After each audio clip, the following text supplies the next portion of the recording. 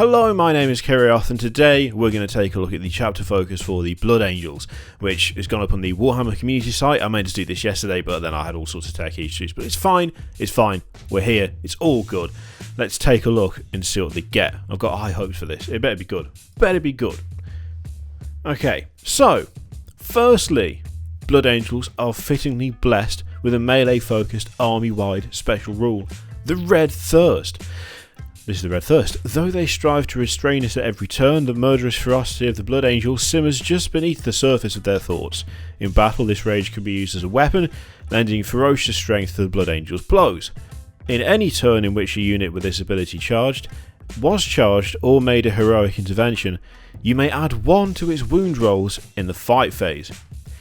That's kind of funky. I do like that. I mean, that's obviously very, very Blood Angels, adding 1 to wound rolls. Although that does raise the interesting thing of, for all that the call is like, oh yeah, I've sorted all the flaws in the Primaris. I mean, it doesn't say anything about excluding Primaris. I don't know whether that's because it's a mechanics thing and it would be too complicated to keep track of what is and is not Primaris in the Blood Angels army, or whether that is because actually the Primaris are just as prone to suffer from the Red Thirst as anyone else. I'm kind of hoping it's that. I'm kind of hoping that that's the way it is. Yeah, it'd be nice. It would be nice to see. I like the fact that they do mention that Gabriel Seth is going to get even more ridiculous in close combat, which is quality because Gabriel Seth is the man, as we all know. He's not having any of this Primaris shit. He's not having it. I like Primaris, but I also like Gabriel Seth, and he's not having any of it. So it's nice to see him get a little name drop. Something that is very important, he goes on to mention after that, the Blood Angels Codex is also absolutely packed with new units.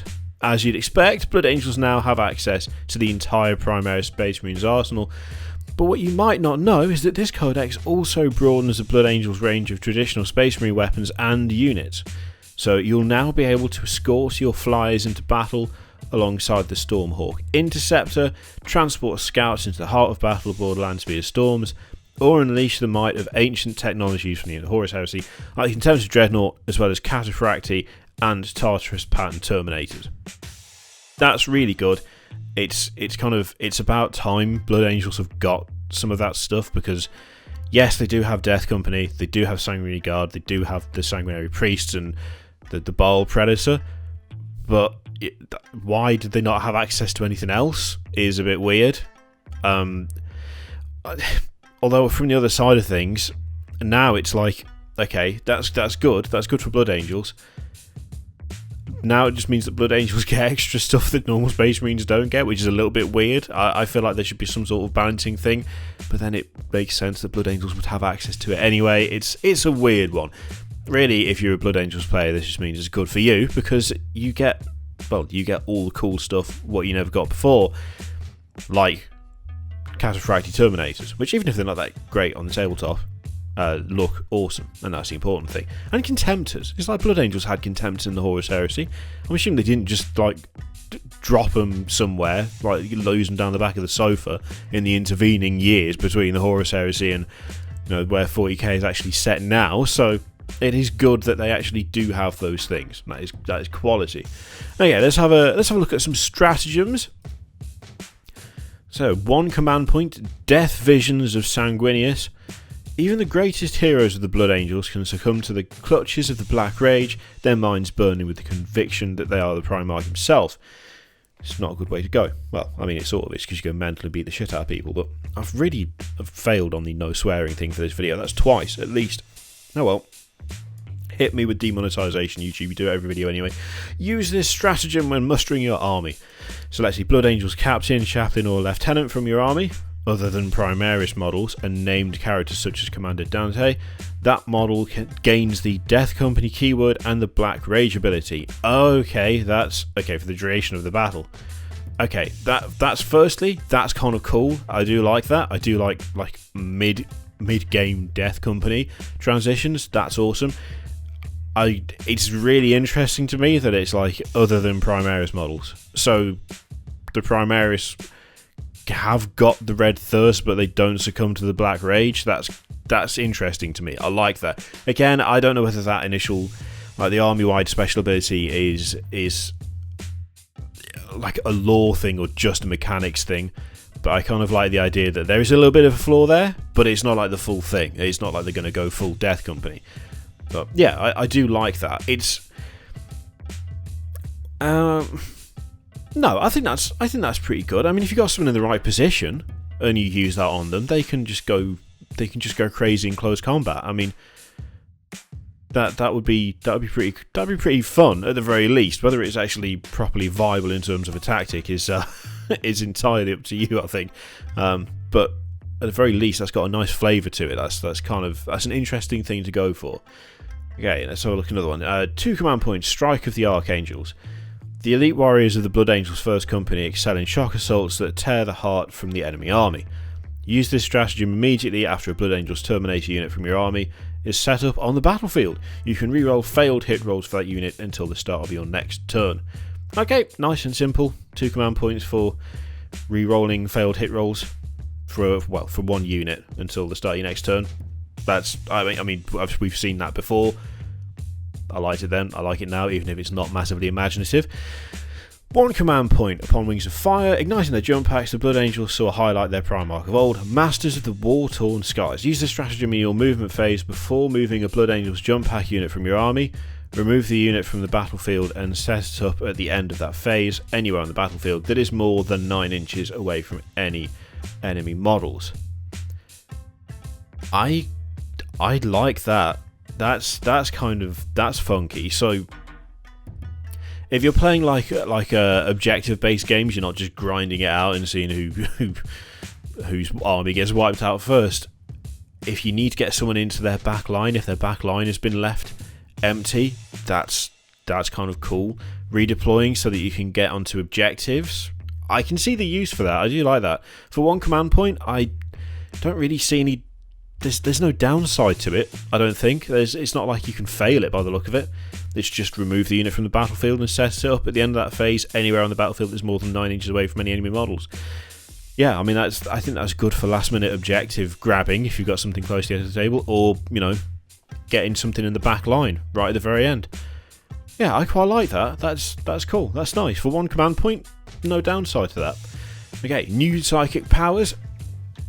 So, Wings of Sanguinius from the previous edition. This power is back and just as dangerous as before when used with the Librarian Dreadnought, which is Librarian Dreadnought's a quality. Wings of Sanguinius, blood red wings of psychic energy spring from the back of the Librarian, allowing him to soar across the battlefield like an avenging angel. I just love the mental image of a massive dreadnought just flying over people's heads on psychic wings. It's incredibly silly, but that's why I like it. It's just pretty funny. Okay, so Wings of Sanguinius has a warp charge value of 5. If manifested, the Psychic can immediately move as if it were your movement phase, but his move characteristic is also increased to 12 inches, and he gains the fly keyword until the start of your next Psychic phase. This means he can shoot if he fell back in his movement phase. Okay, that's kind of cool, I like that. In addition, whilst this power is in effect, you can reroll failed charge rolls for the Psyker. Again, I like that. It's nice and fluffy. It seems pretty good. It doesn't seem to be that much of a downside of doing it. I mean, obviously, you don't want to fail your psychic test, but yeah, flying 12 inches, being able to do it after he's fallen back, that's cool. I like that. Yeah, pretty cool. I like that. Okay, so the others are Artisan of War. This Warlord is a true artist both on and off the battlefield. His talents are reflected in the exquisite workmanship of his war gear, for he insists upon personally crafting his weapons of war. Add 1 to the damage characteristic of one weapon carried by your Warlord. Note this cannot be a relic of Baal. Okay, that's fine, and I absolutely do understand that one. You don't want to be adding stuff to the to a relic. That's a bit crazy, but that's cool. I'll take that. And Gift of Foresight. And this heroic warrior bears a glimmering of Sanguinius' prophetic gifts, flashes of foresight allowing him to parry and weave around his enemy's blows with supernatural speed and skill. Roll a d6 each time your Warlord loses a wound, re-rolling rolls of 1. On a 6, that wound is ignored and has no effect. If your Warlord also has the Black Rage ability, they instead ignore wounds on rolls of 5 or 6, but the similar ability to ignore wounds from the Black Rage has no effect. Okay. So it's almost like a stack, but not quite a stack. It doesn't quite stack, it just improves the one but removes the other. That's fair enough. Also, I should have pointed out that we'd moved on from the psychic power bit there. Those weren't psychic powers. They were obviously Warlord traits, as you could tell from the fact that there's no psychic power attached to them. But I thought it was worth pointing out in case anyone's like, wait, what? Warlord traits. But yeah, I like both of those. Artisan of War's nice and simple. Just add 1 to the damage, that's fine. And Gift of Foresight, a bit of a re-rollable feel no pain. I'll take it. And now we're on to Relics, which I think that is, yeah, it's just the Relics left, so let's have a quick look at those. The Veritas Vitae, take your pick. The scrolls of Sanguinius, upon which a number of the Primarch's prescient visions were recorded, are far too precious ever to be risked upon the field of battle. However, on occasions when the foresight contained therein is specific enough to be linked to a particular conflict, the ancient device known as the Veritas is coaxed into life and the words of Sanguinius read aloud so that it may commit them to its machine spirit memory. This ornate Vox reliquary hovers in the wake of a Blood Angel's officer, mechanically intoning the prophetic fragments with which it has been entrusted, its words containing strategic insights that might allow an attentive commander to change the flow of a battle or even an entire war in his favour. It's so daft. I love it. If your army is battle forged and the bearers on the battlefield, roll a d6. Each time you use a stratagem, on a 5+, you gain a command point. Okay, that's a hell of a lot of flavour text and build up for just you can have some command points back on a 5+, but I don't think that's necessarily a bad thing. That seems pretty good. The odds aren't too bad. I think we've seen this before on like a 6+ of regaining it. A 5+ isn't too shoddy. Yeah, command points all round. Yeah, I'll take that. And Standard of Sacrifice. Hand-woven by the blinded mystics of Baal Secundus and anointed in the blood of martyrs, this ancient banner radiates an aura of selfless heroism that inspires all Blood Angels nearby. Of course it does. Ancient model only. The bearer of the Standard of Sacrifice gains the following ability in addition to those described on their datasheet. Roll a d6 each time a friendly Blood Angels infantry or Blood Angels biker model within 6 inches of the bearer loses a wound. On a 5+, the wound is ignored and has no effect. Models with the Black Rage ability are not affected. So again, we've got a little bit of feel no pain hanging around there. Within 6 inches of the bearer, that's not too bad, and it's a 5+, again, not too bad. Yeah, I'll take those. To be honest, I'm not... Okay, so I'm not disappointed with this, but I'm not massively excited either. I think if you're a Blood Angels player, then there's going to be stuff in there that's kind of cool and might mean a bit more to you, but to be honest, obviously, they are Space Marines, Blood Angels Space Marines, which is why this feels like it wouldn't be out of place just tacked on to the end of when we had the Space Marine Codex drop. I like the Red Thirst. I like those little bits of flavour here and there.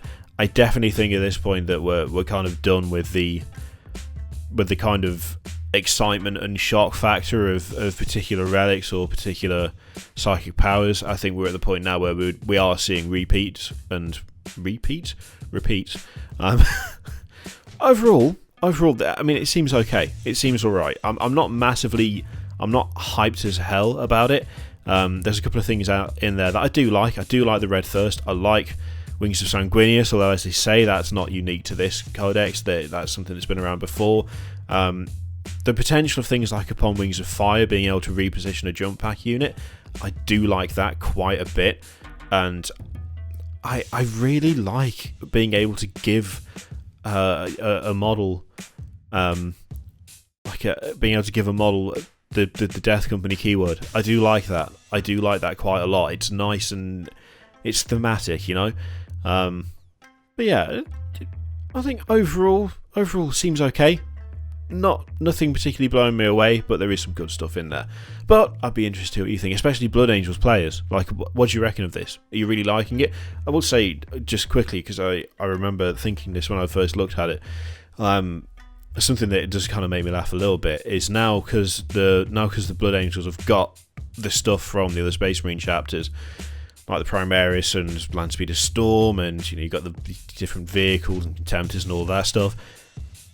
The Blood Angels, if they still have their amazing heavy flamer nonsense going on, can still take more flamers than the Salamanders, and now have access to a load of stuff the Salamanders do have access to, but it's like they get that and a little bit more, and the thing that makes the Salamanders so flavourful, the Space Marines have still got that. The Blood Angels have still got that. I don't know. I'd be a little bit irritated if I was a Salamanders player in particular right now, because they deserve all the heavy flamers, and unless things change significantly, the Blood Angels will have all of the stuff that the Salamanders have got, plus the heavy flamers that the Salamanders should get, in addition to flying Librarian Dreadnoughts and Death Company. But what are you going to do? What are you going to do? It's fine. Let me know what you think. Are you excited about this? Not excited? Are you a Blood Angels player and you're loving it? Or are you just not bothered? Do you not think they've done a great job? Do you think the preview just isn't showing the full potential of them? I'd be interested to hear what you think, as always. So let me know in the comments below. You know I always read them. And we'll be back tomorrow for some more 40k goodness and some other stuff as well, probably. Thank you very much for watching. Click all the stuff you want to. Don't worry if you don't want to. And I will see you for the next one. Toodaloo.